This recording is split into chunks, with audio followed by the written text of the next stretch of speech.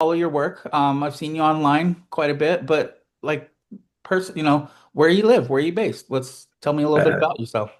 I live in Viersen, which is in Germany, just about the same height as Düsseldorf and Cologne. So I'm out west of Germany. It's like a 15-minute drive to the Dutch border, and so we're in the middle of everything in Europe. So Brussels is closed, Amsterdam is closed, Paris is like a 4.5 hour drive. Um, and that's where I live. I've lived in the West twice, 2 years in the 90s, and then from 2006 to 2012. And since then, I'm back here and to do all my work remotely. My team is in the US. Pretty much, I mean, things have changed. So, Microsoft has grown. We have now people in Prague and Warsaw, all around Europe. But I'm here kind of all by myself in my little place. Nice. Well, it sounds like Yeah. you found your place. You've been there a while too, like most of this century, right? Yeah, I've been at Microsoft for 20 years now. And actually on Sunday was my 20th anniversary. Nice. Well, congrats. Yeah. That's cool. That's a long time doing something and carving out your place, especially as fast and weird as things have changed, I think, in that time for Microsoft. I was a uh Visual Fox Pro developer in the early 90s and then got on the Uh-huh. Microsoft train, SQL Server, early .NET, and then jumped and went open source around when you started at Microsoft. So I would say since then I've been just a loose cannon out in the space. No programming language allegiance, hence the interest in APIs, but was heavy in the Microsoft camp in the 90s. Hmm. Yeah. Yeah, I've been in the .NET and web services space in the early 2000s. I had my own company. We taught uh, actually most of the Microsoft field, or a substantial portion of the Microsoft field worldwide, how to use .NET, because that came the field was very unprepared for this revolution, I would say, going Mhm. from VB6 and C++ to this new language. And so we were in a lucky place to write then a large curriculum, me and my friends, a large curriculum for that and the world. And I had contacts into Redmond the whole time, and then in the end, they convinced me that it would be a good idea to join the Windows Communication Foundation team, Indigo team at the time. So that's how I got there. And then the relay started. What's now Azure Relay kind of started in 2006 when I was just there, and I then joined that effort. And basically, you can draw a straight line from that incubation to where we are now. Nice, nice. And the kind of so are the web services to, Azure and kind of the cloud, and you've seen the transition through all of that and kind of Microsoft, I think, becoming, I was worried about Microsoft there for a little while when it came to AWS and that early cloud, but then I would say Microsoft's come back and is like, as far as dominance and in the mind share when it comes to, APIs, cloud services, all of that. So. Certainly in the enterprise business, we're very strong. I think AWS and Google are a bit stronger kind of on the in the Silicon Valley, LA kind of sort of companies. Mhm. But in businesses that run the world, we're doing pretty good. Yeah. Yeah, it's impressive. Well, we got four folks joined in. It's one after. I think we can start rolling and people will trickle in. But Sure. let's start with a short introduction. Can you tell folks who you are and what you do? Yeah, my name is Clemens Vasters, and I'm an architect at Microsoft for 20 years. I've been working on numerous standards over the course of that time. I've been working on MQTT, on AMQP, I've been working on OPC UA in the vertical for industrial manufacturing, and then in the CNCF on CloudEvents, and recently xRegistry, and then newly, as we will talk about, in the IETF on something called JSON Structure. On the product side, I'm responsible for as the architect for Microsoft Fabric Eventstreams. It's kind of the real-time pipeline inside of the Microsoft Fabric data platform. And then on Azure for Event Hubs, Service Bus, Event Grid, Stream Analytics, and the Relay. So that's a portfolio. And I've also co-invented services like Notification Hubs and IoT Hub that are now in the hands of different teams. So it's kind of I've done a lot at Microsoft in 20 years. Yeah, and I would say that is quite an impressive industrial grade. The digital bits that are actually making things work, and make I would say a lot of the API and other conversations kind of seem like hobby toys. And when it Yeah, comes to what you're building, messaging, event driven, all of that is like the backbone of stuff. So yeah, appreciate your work standardizing that realm. yeah. Um, Yeah. Go ahead. oh no, sorry, I didn't mean to cut No. you off. But we're in terms of just scale, we're doing, I think we crossed the line of doing 20 trillion transactions per day on those services. I mean, I don't even know how many zeros that number has, but it's enormous. And so if you see, when you see financial reports and how much growth there is in cloud revenue, that mostly translates into actual transaction growth. So the growth of cloud and of those services is still staggering how much new stuff we're rolling out. So it's quite the ride. Yeah, it's an interesting ride to be on. So looks like we got like six people in here now. It's growing, so good. Thank you for showing up, everyone. Feel free to ask questions. The chat should work for you. You should be able to ask questions. I got it open. Happy to take questions and check in and see what you all are thinking. But just to kind of background on what this is my weekly live conversations. I do one here Thursday at 1 Eastern, and then I do another Tuesday earlier for my European realm. I should have invited you to that one. I apologize, but thanks for coming to this one. But just looking to have interesting conversations with folks that catch my eye, doing interesting things in the API standards, integration realm, event driven, all of that. And then I kind of carve up the best of these conversations and then publish them as the Navtico Capabilities podcast, where we talk about different topics around integration. So, um, your work, what caught my attention recently was around JSON structure. And I would say I've spent several sessions going through the materials, playing with it, understanding it. And I'm a big fan of I do a lot of governance work, a lot of standardization work for government agencies, but also enterprises. And I've had a lot of luck stabilizing large scale operations with a little bit of JSON schema work and investment when it comes to F5 networks, Bloomberg, different places I've worked, as well as a few years at Postman. But the problem is as ubiquitous as JSON schema is, it's got a long storied problematic history and kind of evolution, and drafts, and there's a lot of confusion around what it is, and there's a lot of inconsistencies. And as I was going through JSON structure, I'm like, it's a little bit of a breath of fresh air, I would say, as far as the clarity going through it, and I think the work, clearly the work that's gone into it and the thinking. So can we just start with the basics? Like, what is JSON structure? How did it come to be? Yeah. Let me tell the origin story where this came from. So JSON schema is obviously, so when you work with JSON primarily, then JSON schema is naturally the thing that people fall into and start using.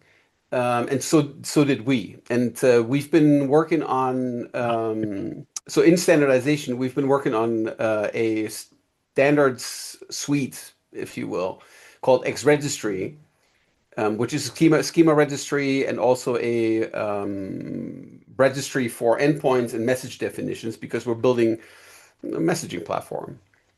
And so schema registry is something you need for if you have protocols like Protobuf and Avro, you need to be able to go and share schemas because the point of these binary protocols is that you leave the schema stuff off the wire, and then you kind of share them out of band, and the schema registry is good for this. And of course, we're defining that as a JSON-based document format. So we needed to have our own schema. So that's one use case. And then the other use case is that inside of our platform that we're building Microsoft Fabric, we want to have a typed experience. We want to have, or we need to have a way to kind of closely define what the structure of a stream is, because we're building effectively a data funnel, and that data funnel must be typed because the end of that data funnel is either a data lake or is a database table. So I need to go and take documents, and ultimately I need to land them in columns and rows. And I need to do this in a way that I don't go and do the cheap cop out of saying, oh, here's an index field, and then there's a dynamic field, and I'm just going to dump the data all in there. But it needs to be such that a query engine, and then in the end, something like Copilot can understand that structure. So I need to basically do a translation. I need to capture that information. At the same time, over on the other side, on the publisher side, I also want to have, structured data. I have structured data. I need to go and capture that information. And so we have data pipelines, real-time data pipelines, messaging-based data pipelines are really expensive to build, mostly because we lack a way to do metadata well, kind of. And so that's the starting point where we started. And so the options that we had were really JSON Schema and Avro, because there are many schema languages, but what I don't the biggest problem with many of those schema languages is that people did write their own syntax, and that you need to have a bespoke parser for them, and then the library coverage is not so good. And the nice thing about JSON Schema is that it is JSON, and the nice thing about Avro Schema is that it is JSON. So there's some quality to that. So that's where we started. And as we were getting serious about using, building tooling on top of JSON Schema, we ran into the problem that everybody else is running into. And if you look around, for instance, OpenAPI is leaning on JSON Schema, and you will not find any implementation of OpenAPI code generation which doesn't give up at some point. Because JSON Schema is good at defining the shape of a JSON document, but it's lousy as a data definition language. It's really a validation language. And then when you think about what people do with it, there are some patterns, I would say, that people have not formally agreed on, but everybody kind of does it. Like, how do you do inheritance or reuse of types?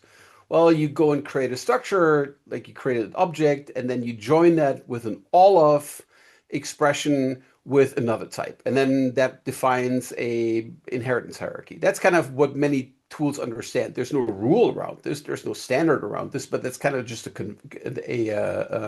convention. If you add a second type to that all of clause, everything falls apart. And so, and it's like that with many constructs. There is many tools just fall apart at undefined places, and creating a JSON, a relatively complex, because sometimes you need complex data structure, which will compile or which will translate into compilable code in several languages, even if you use the OpenAPI toolset, is enormously difficult. And I was ultra frustrated by this. Because it's not a data definition language, it's a language that goes and validates. It's good for that. But as a data definition language, it's not very good. So go Avro. So we need to, in the product, go and validate. Sorry, we need to go and generate code. And we need to be able to go and drive tooling from the schema. Avro has the advantage of being very well scoped, very self-contained. There's no external references. There's name spacing. There's all kinds of interesting constructs in there. And it's extensible to the point that you can go and make annotations, and the Avro tooling will not worry about those annotations. So it's good at that. But it has some limitations, like its type system is limited by the binary serializer. And it has other problems in that it can't model things like inheritance. It can't, there's a bunch of complex types that it can't model. We have then, and it has a absolutely abominable JSON serialization model. It's terrifying. So you might like the schema and you say, I can use this to go and describe my JSON documents. And then you read the way how they're defining how these schemas shall be translated or shall govern a JSON document, and you're like, no, no, that's not, you're not serious about this. So I have tried to go to the Avro project and say, hey, how about we create an alternate way of doing JSON serialization? But there's really nobody at home in the Avro project. Like there's people who are maintaining it. There are people who are doing bug fixes. So, and they're doing great, grandiose work, but there's very little appetite to go and make big changes because that's causing everybody a lot of work, and nobody has great appetite for a lot of work. They're okay with maintaining, okay with, bringing another language on, but making big changes, revolutionary things to Avro are hard. So that's where we were. Basically, needed to have a schema language that is kind of has traction, at least in developer mindset, and then actually in also the mindset of LLMs. Um, but Avro is kind of hard to fit everything into, and JSON schema just way too complicated. Yeah, yeah. JSON schemas, I would say, much more verbose and complicated, and there's some pretty big misconceptions. I think people at the helm right now, it's validation. That's its core purpose. And Yes. I had kind of brought on that team at Postman and was investing in them. And then I had brought on Async API and I was investing in them as a separate team. And then I was at the time co-chair of the Open API initiative and trying to herd the cats and run the circus across those. I was trying to get them all into the Open API initiative together, and that was a people problem, not a tech problem. And but the confusion around beyond validation, I would say, and I would say the way that you've worded JSON structure and described it, I think is really important. A data structure, definition, language that enforces strict typing, modularity, and determinism. And then it goes on and it's the validation and conditional composition, in which I think the conditional composition is key because JSON schema is very opinionated on the validation, but then all these other people are doing other things. Like there's a whole forms group, people who do just forms around it. And I Yeah. think it's a lot of that that's caused a lot of complexity, confusion, Yes. tooling issues that cause a big problem. So Jason, there's also a question of just spec quality that I frankly have been pretty annoyed by. You will find very few people who actually learn JSON schema from the specifications because the specifications are just not very good. There are you start reading JSON schema and you're halfway in and you still don't know what you're looking at. So I wanted to make so JSON structure is taking the shape of JSON schema. So everybody in some way, everybody who's currently in software development knows the basic way of how a JSON schema object is declared, right? There is a type, object, properties, and then inside of that is it's a map, and that's the name of the properties, and then you have the types for those things. It's relatively straightforward. So I didn't want to rattle that. I wanted to keep this. Um, the thing that the thing that's easy, the easy traps are when you start dealing with these conditional composition constructs, which will come very quickly because you need to describe type relationships. So you have this any of and all of and one of and all these constructs. And that is a very quick way to build something that is no longer representable in a database or in programming languages because there's no guardrails whatsoever. The type system is also ultra weak because it is focused on JSON, but we need more types, right? We need to tunnel types through JSON, but then we should still be truthful about what those types are. So datetime is important. Decimal is important. There's all kinds of data types that we all need every day where we can't rely on the weak type system of JSON per se, and then the weak type system that then basically JSON schema kind of gives you because it doesn't try to improve it. Yes, there's format for strings, but that's not all you need. So I started with let's go and take the basic shape. Let's cut everything out that's really causing all the complication and harm, including kind of this unconstrained $ref thing where you can go and just grab another file or just a segment of another file and just go and drag this in, but you can do this on 500 places around the file. So all of these things that are really complicated and just cut them out and create a core spec. And this is what JSON Structure Core is, which is focusing on creating, defining data structures and have a proper type system, which has a very well-defined way of mapping that into JSON, but which can also be used to describe other languages. So the JSON structure is designed so that it can act, it can serve as a hinge, so to speak, data definition format that if your data is coming in and is described using, let's say, XML schema, you should be able to take that XML schema and translate it into JSON structure so that you capture all of the semantics, also the relationship semantics of the JSON schema.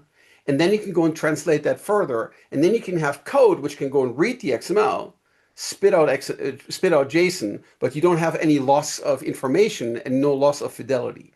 That's the goal. So this is also why this JSON structure effort is very tightly coupled with my open source projects, or Avrotize, Structurize, that are doing these sorts of schema translations between everything, because metadata translation is just as important as data translation is. Not to lose that information. Why does that matter? We're now living in a world where we have LLMs write code, interpret information, and answer questions directly. But if we don't give the LLM information about the semantics of data, if you don't go and enrich that data with enough context, they will make more mistakes. And the more context you provide in LLM, the better the outcome is.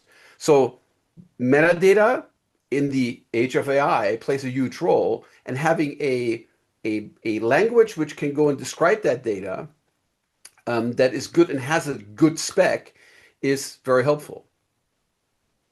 Like that a lot. So here's been my experience generally. I can speak to F5 networks where I've gone in and done inventory of all the data assets. Bloomberg, I recently did. I've done US federal agencies, and I tend to, crawl GitHub, I tend to crawl Confluence, crawl properties and look for dollar schema. And then that's my mining, and that's how I map the landscape and try to understand things. And every organization I've go into, a large one, here's kind of the spectrum is no one knows what JSON schema is. It's used everywhere.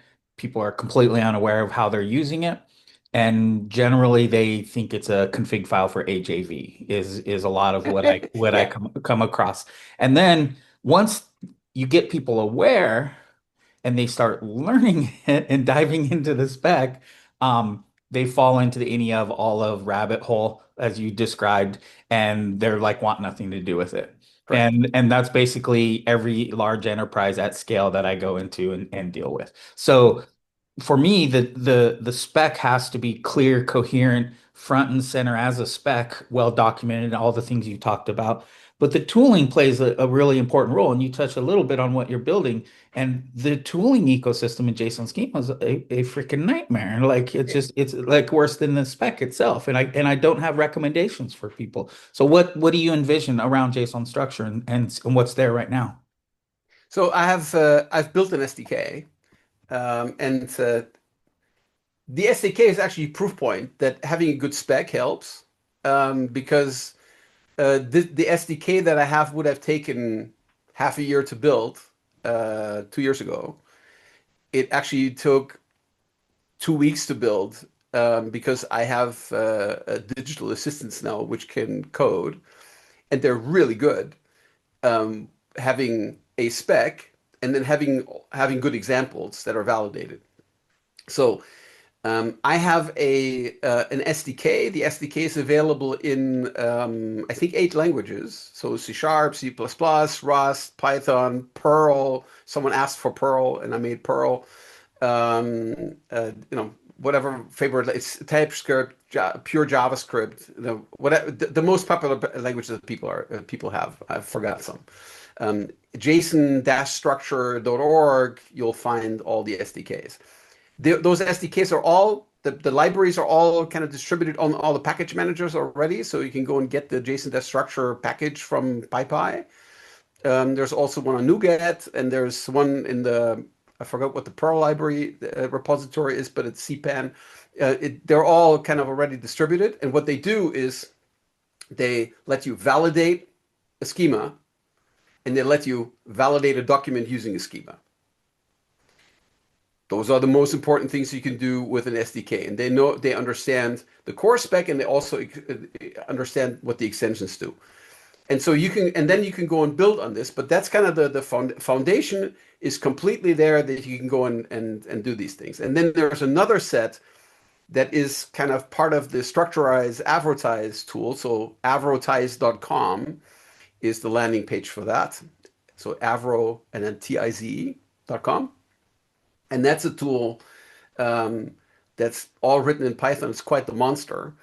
And that can go and translate between schemas and also has code generators in it. So if you have a JSON structure schema, it can go and yield C sharp data, so data transfer objects in C sharp, in Java, in Rust, in Go, in C++, and again, I forgot something again. Oh yeah, JavaScript, TypeScript, all the popular languages.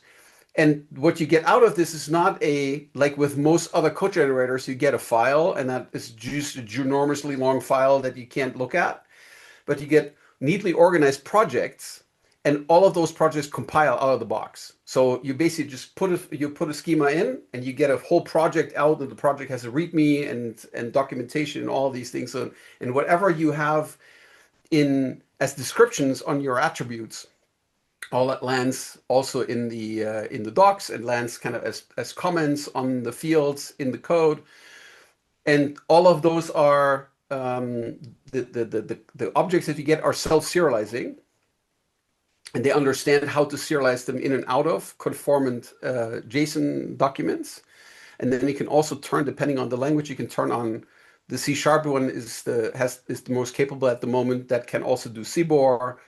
It can also do message pack. It can do XML, and it can do protobuf. So you can basically just go and turn those features on.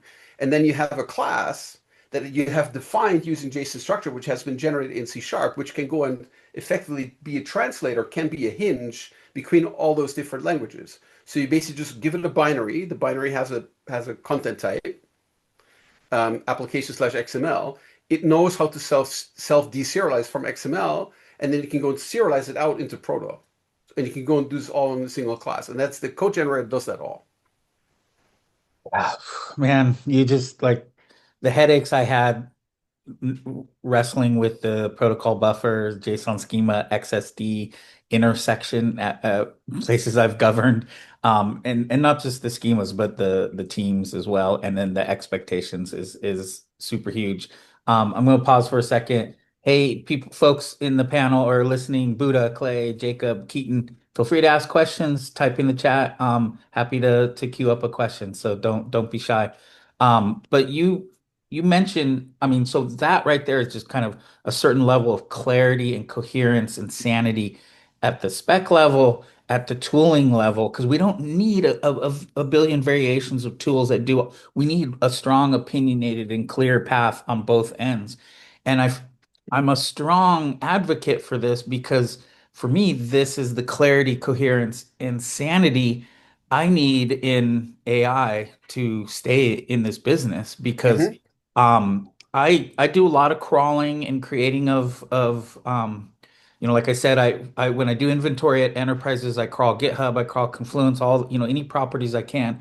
On the web, I crawl the same GitHub and I look for APIs. I do a lot of crawling for APIs. And when I find an API, and this is automated, it'll crawl it, it'll identify where the docs are, all the doc pages, it'll identify plans and pricing SDKs. And then I pass that to Claude and I say, I want this in, I want the docs as an open API or an async API, depending on the type of API. And I want the plans and pricing page in a schema or in a format that I have. I want the rate limits. I need all those things to make it work. But the only way I can depend on Claude to do that is because I have JSON schema that defines what I'm looking for and what I'm needing. And I articulate, I want that in this format. And then when I get it, I validate it. And so can you talk a little bit more about how this is going to help us kind of bring some sanity to this layer?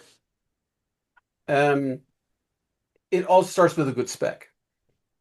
So I have those tools are and so three layers to this. The first one is make the tool understand what the schema language is and what the type system looks like. JSON schema is not good at that. The foundational specification is not very, very good, as I said earlier. And the knowledge it draws on, the LLM will draw on, will be secondary sources, not the primary source. The way how I use JSON structure is that I actually stash the specs into the context. Basically, I give my agent links to the documents, or give it the documents depending on what I'm doing, so that I don't stash it right into the context window, but I put it into instructions basically, so it can go and reach for them. And the specs are written in a way that the agents are apparently doing pretty well with them, and they understand that. So that's the first level. Second level is that because I have a type system that is very clear and well defined, and it has an in32 type, and it has a decimal with annotations for what the precision of the scale is, and it has a datetime, and it has kind of all these primitive types, you get effectively a clearer picture. I also have a way to annotate. This is the alternate names specification, kind of companion specs.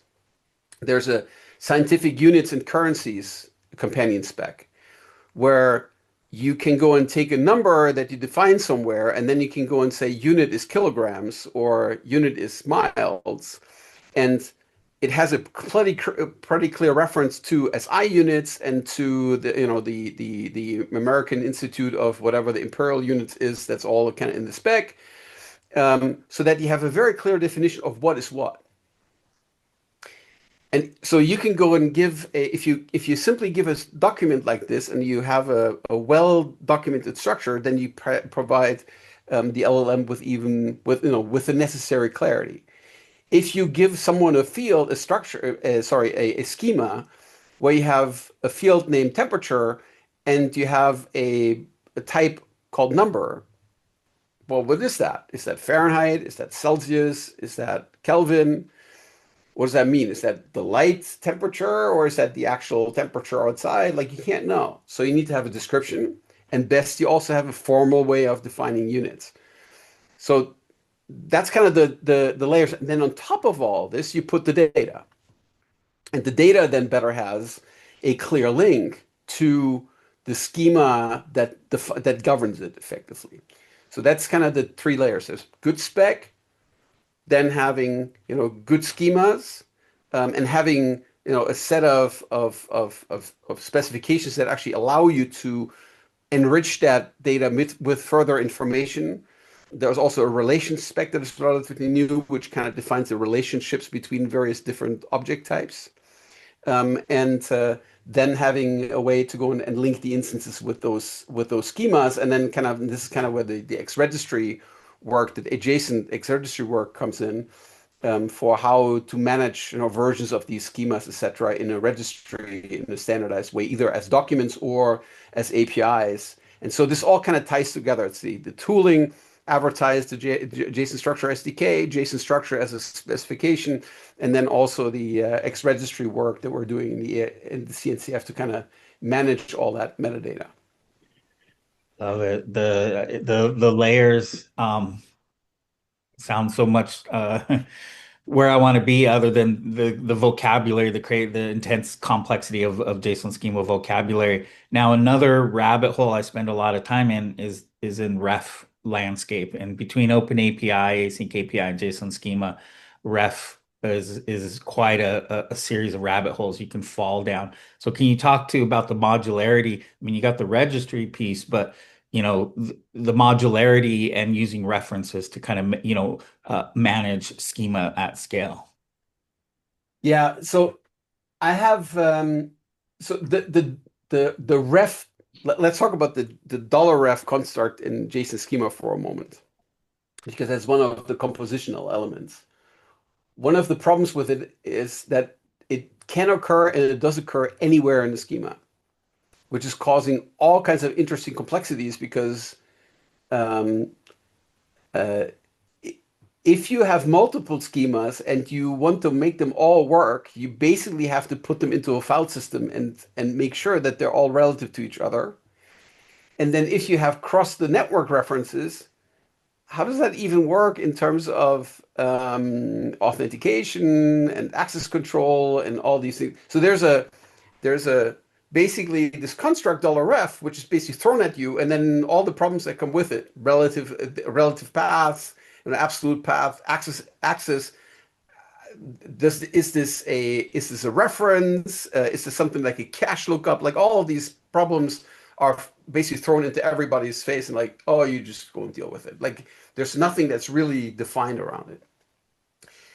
I have made $ref illegal in JSON schema, um, except for cross-referencing so-called reusable types. So all reusable types must live in the definition section. So I've basically stuck to the JSON schema draft 7 convention because the later drafts have really not caught on as much. So there's a definition section. That's where you put all of your reusable types. And you can go and reference types with $ref from that reusable type section. You can't refer to anything else from the outside.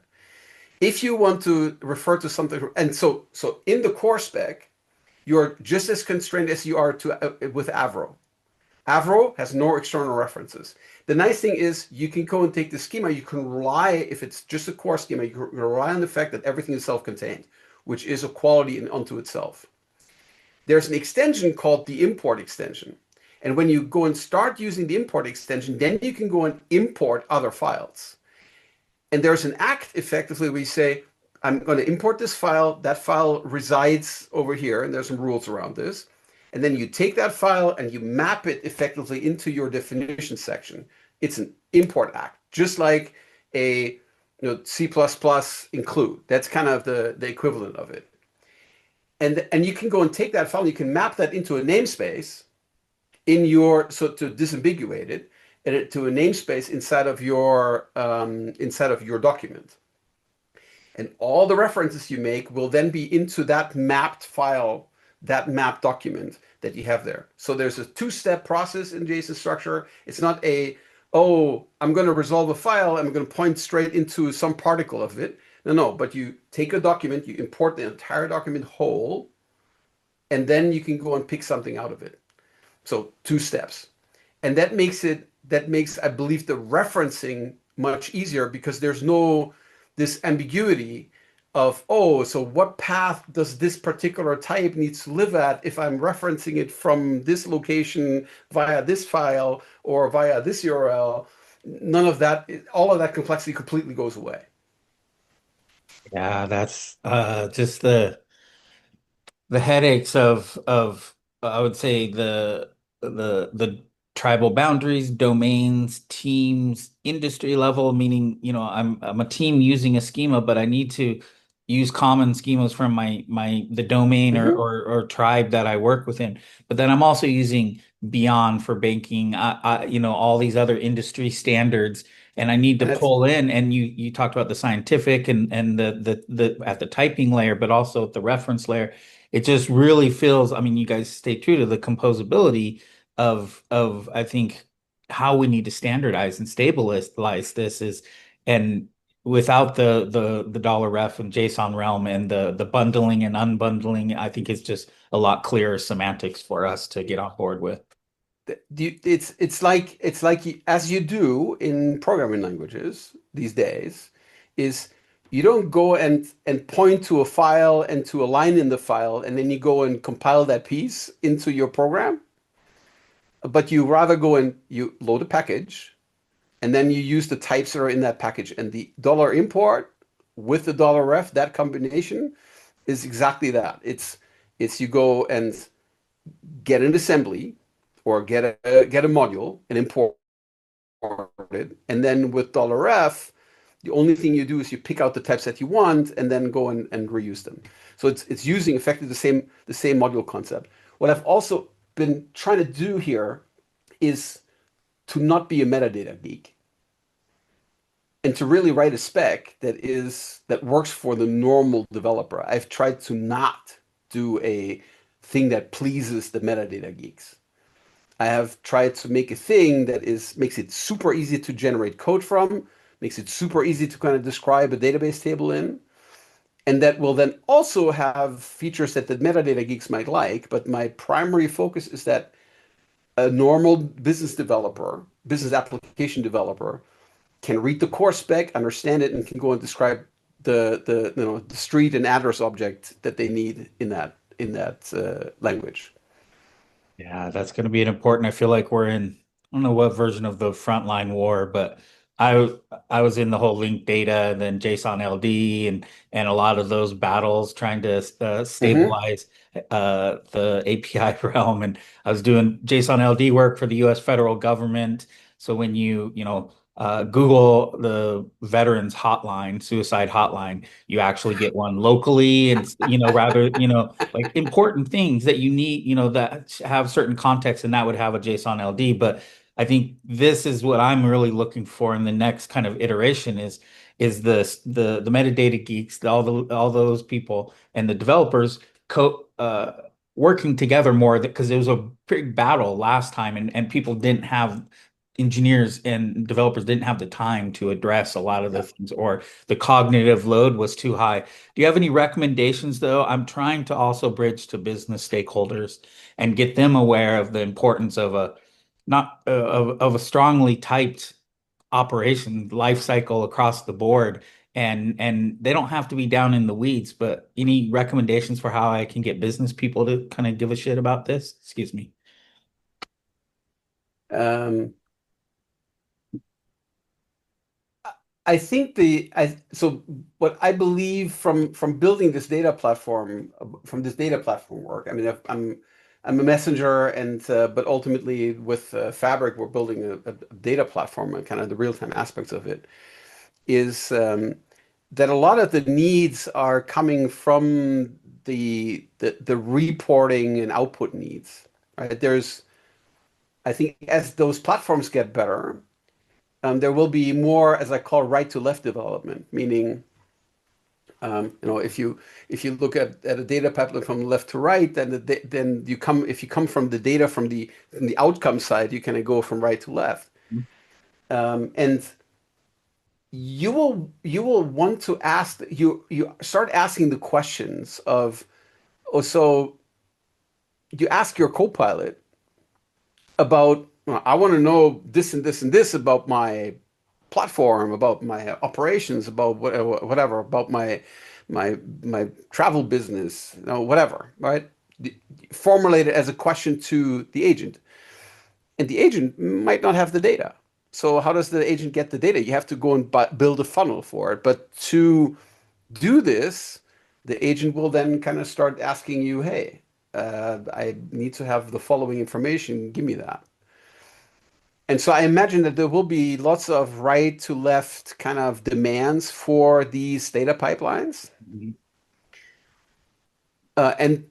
and more kind of this bidirectional development requirements flow than there is today. Because if you think about what happens today in eventing, is The publisher publishes and publishes whatever it wants, and then the downstream systems are they get what they get, right? They get what the publisher is driving. There's not a lot of development in the other direction. And I think with these tools, which need to go and give answers, there's going to be some more of that. Yeah. And the only way this can work is that we can communicate the data needs Hmm. through metadata. And we have strong tooling which can go and pick this up. Because today, if you think about this, I mean, you've been in this for a while, and many people who are listening, watching, have been too, and especially integration. The reason why most data pipelines, most Kafka systems, let's call them like that, right? Most Kafka systems work today is because the people who are building the publisher are also the people who are building the consumer for it. Or at least they're all in the same room, or at least they're all on the same floor, right? Because there's so much going on by convention that it all falls apart if there's not this out of band communication about those systems. And oh, the publisher publishes these 30 fields, and let me go and look at the code so I can go and write my database mapper. If you don't have that, you need to have a way to go and communicate to another side, which is probably not your friend, and probably is not even human. Hey, this is kind of the data structure that I need. And sorry, I wrote my backend system here in Perl, um, and you're probably not building your front end system. So how am I going to go and explain that to you Yeah. without any breakage? So I need to have a neutral ground. Yeah. Yeah. So I think we will need to have these metadata, more of these metadata pipelines that we do. It seems super obvious to me. It's a bit of an enigma to me why we don't do that enough, but also the problem is hard. And so the tools that I'm also writing, frankly, to teach our folks inside of Microsoft how to do these things. Yeah. And then because I'm writing them, there's no point in hiding them, so I just make them available. Nice. So important. I mean, that's definitely the layer. I'm been heavily on the governance side from an API producer, internal side for years. Recently I'm switched to the consumer side. So, and I want to give more policies and control level to business stakeholders. And I don't know what this looks like, but is there some sort of coverage or certification or icons or rating system of messages that I will accept, and come in that I can set a bar and control what the policies, and I'm just a business stakeholder, but there's a certain amount of coverage that comes with the schemas, the properties. Like I just don't want garbage. I want signal. I don't want noise. Um, Being able to describe the messages is a requirement for this. Um, so we have tooling in Microsoft in the form, for instance, of Purview, where you can classify data that is in databases. And Purview, and there's some Apache projects for Atlas, I think is the name of it. There's a Mhm. metadata platform Yeah. that allows you to do that sort of work. And for streaming data, there's an interesting challenge here, and that is how do you maintain the speed of a pipeline while actually splunking around in it and making sure that no data that shouldn't be there is actually being uh, is actually caught. To do this, you need to basically move filtering capabilities into that pipeline, Mhm. but you need to have tooling which can go and look at what might go through that pipeline and govern what is may pass, and needs to govern what is expected, but what might not pass under certain circumstances. Yeah. Yeah. One delivery target, one subscriber may get the data, another subscriber may not. The way you can do this is you can go and write schemas, and you can go and annotate schemas. You can put rule sets and Mhm. hang them off on types. The way how you do this is by having a schema language that allows you to do those extensions, then it is extensible to do this. And so that is in the back of the mind. That's not product reality at this point, Yeah. Yeah. but it's something that is certainly possible with the foundation that I'm laying with JSON structure. And I'm clearly thinking about this because with making it sensible by allowing effectively arbitrary extensions at any point, where you could go and place those annotations, where you could go and anchor these sorts of rule sets. Yeah. Yeah, that'd be huge because I mean I've been doing, Open API, async API, I'm applying spectral rules. If it's more operational, I'm applying OPA. I have different, I may use Trino, I may use Cedar, depends on where in the domain, but I need it. JSON schema has always been the foundation for that. And then I'm decorating and annotating and then Hmm. kind of tagging and organizing. I mean, pick on Bloomberg because it's most recent in my mind, but the buy side and sell side in a financial have different sets of rules, regulatory compliance, performance, speed, and then the government groups, the media groups have different bars, the quant groups have different. And so I need that stuff. I don't need like five different things. I need those decorated on my, and giving me the Yeah. power to just do that right there. And with JSON structure, if you want to go and create your own set of, I'm not going to call this vocabulary. Um, if you want to have your own set of extra attributes, vocabulary is a little bit too I appreciate you not metadata geeky, I right? appreciate you So not using vocabulary. Thank you. so you want to have your own set of attributes. You can write an extension spec, and then you can go and effectively refer to that extension spec with the dollar users clause. So that it's basically an open mechanism, so that in your schema you have a clear declaration. Hey, this spec is using the following extra schema, and so if you better go and take a look at that, and then that extra schema will allow you to kind of then put extra elements into extra attributes into the definitions that you have. That's kind of what I built that mechanism for, that you have this explicitly and also defined in the same language. Because one of the complications with vocabularies and JSON schema is they're a completely foreign, external, weird extra thing that's not expressed in the schema language itself, which is a bit strange. And so I wanted to make these extra vocabularies that you can go and add on with the extension mechanism. I want to make sure that that's something that I can express in the same language, right? To keep that relatively simple.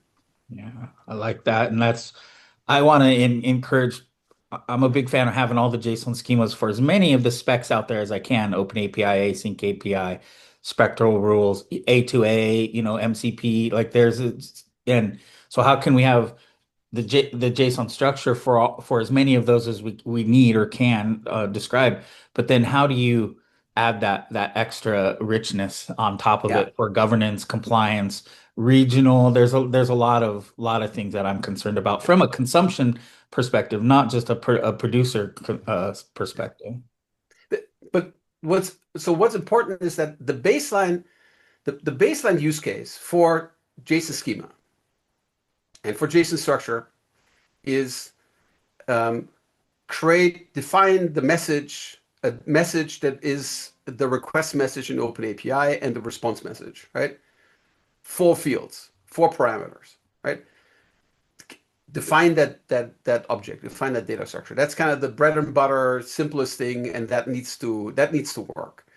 Be able to go and define a database table with appropriate types that kind of map cleanly into that database. That's the core case.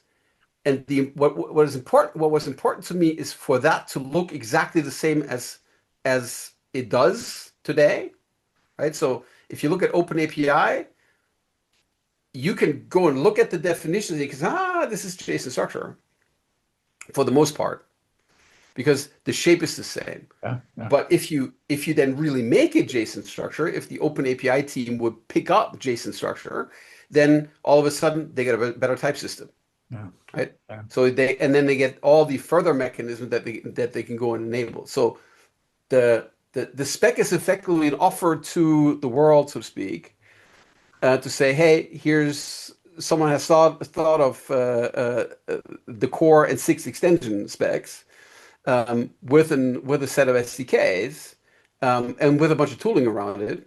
We are using it because we built it. I built this so that we can go and solve our own problems.